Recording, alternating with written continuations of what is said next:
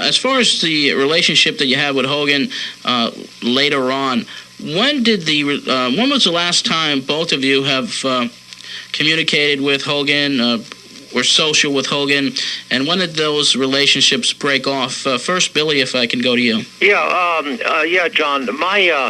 My relationship with the Hulkster, I ran across him, I think, less frequently than David did.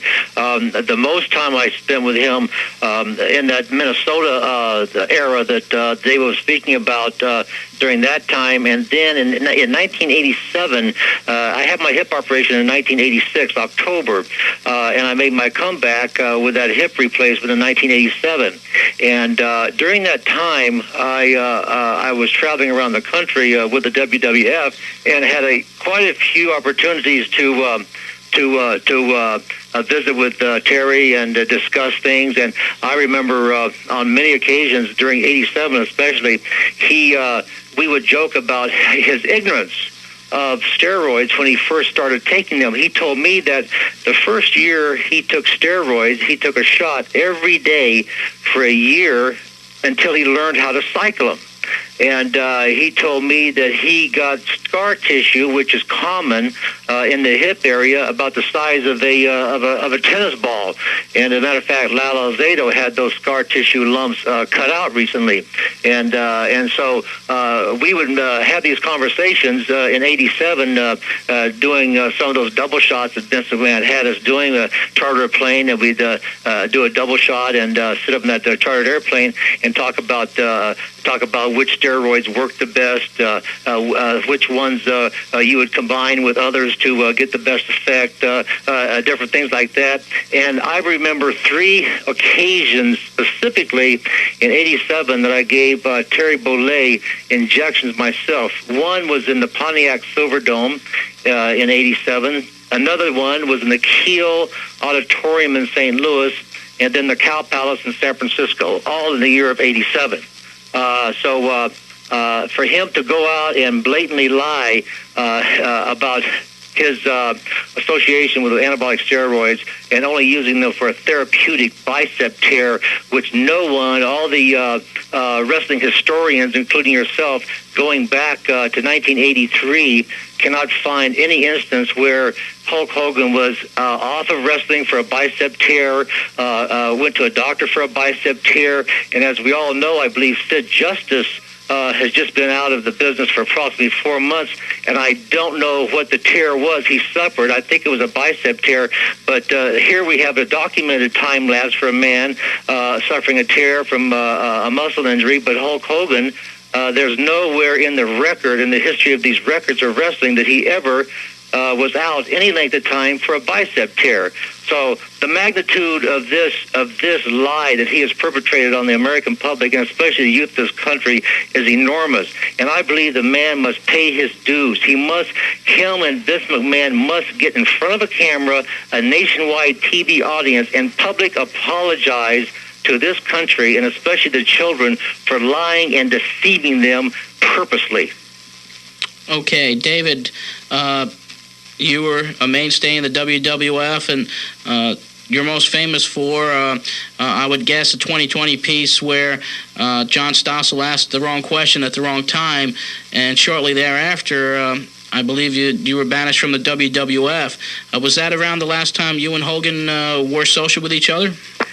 Yeah, it was last time I spoke to Terry was '85 in January, and I believe that happened in '84, the John Stossel incident, which, that goes into a lot more detail, which, you know yourself, as I told you, I'm in process of writing a book, and I'm in process of doing a movie about these things, and I won't get into too much detail about them, but let me tell you how many times I personally injected Hogan with steroids, which I would inject him in his triceps usually because he couldn't reach around to get the needle in. And I guess it'd run into the hundreds of times, not 3 or 4 times, hundreds of times. And this guy has given me steroids. He has sold me steroids. He has sold other wrestlers steroids. I have all this proof, documented, notarized statements from wrestlers that he has gave steroids to, sold steroids, and supplied steroids. And when he left Pensacola, he went to Atlanta, Georgia. He got into the same little groove there, steroids. Then to Memphis, Tennessee, and then he went to New York as Sterling Golden, I believe it was. And then he left New York and he went to Minneapolis as Thunder Lips after the movie Rocky III, Steroid City. I have tapes of him on Johnny Carson. He can't get his breath, 320 pounds. And, this guy, like Billy said, for him to come out and just all out lie to the youth of America, and, to this on Arsenio Hall show. As soon as I heard it, I had my agent pick up the phone, call Arsenio Hall. He said, I'll never have another wrestler on here because, he lied to me. He was going to come clean. He comes on here and he says he didn't do steroids. He kind of made Arsenio look kind of silly himself, And just because Vince McMahon and Hulk Hogan, they come out here, they're on TV every week, and they think they're untouchable. They think they're immortal. I believe they're calling him immortal now, Hulk Hogan. He can be anything he wants, but don't tell the kids that go to the gym, say your prayers, and take your vitamins. You're going to be 300 pounds, have 22, 23-inch arms. You're not going to do it. You're not going to do it. It's a lie. Yeah, David, let me follow up on that. That vitamin. Let me jump right in here on you, and I apologize for that. But when you mentioned the fact that he always does tell the kids to say their prayers and take their vitamins. Yes. Well, I tell you, the local joke here in Southern California, and I'm sure in other parts of the country, in the gyms that I've been in, whenever the subject comes out about Hulk Hogan's vitamins, they say, well, what kind of vitamins do you take? Are they oral or injectable? That's what the people think about Hulk Hogan's vitamins. That's right. That's not saying that kids because shouldn't take vitamins. That's right. And Billy agrees. Hey, all the kids out there listening, all the grown-ups out there listening, get yourself into the gym if you're not there. Definitely take your vitamins. Definitely take your vitamins. Work out. Stay in shape. But don't have a 7 or 8 year old kid growing up listening to this guy say, "Hey, say your prayers, take your vitamins, go to the gym. You be like the Hulkster." Well, first thing, you don't want to be like the Hulkster if you have to do it that way with the massive use of steroids, totally abusing them to get that size. Here we go. I don't know where to start except for Me either.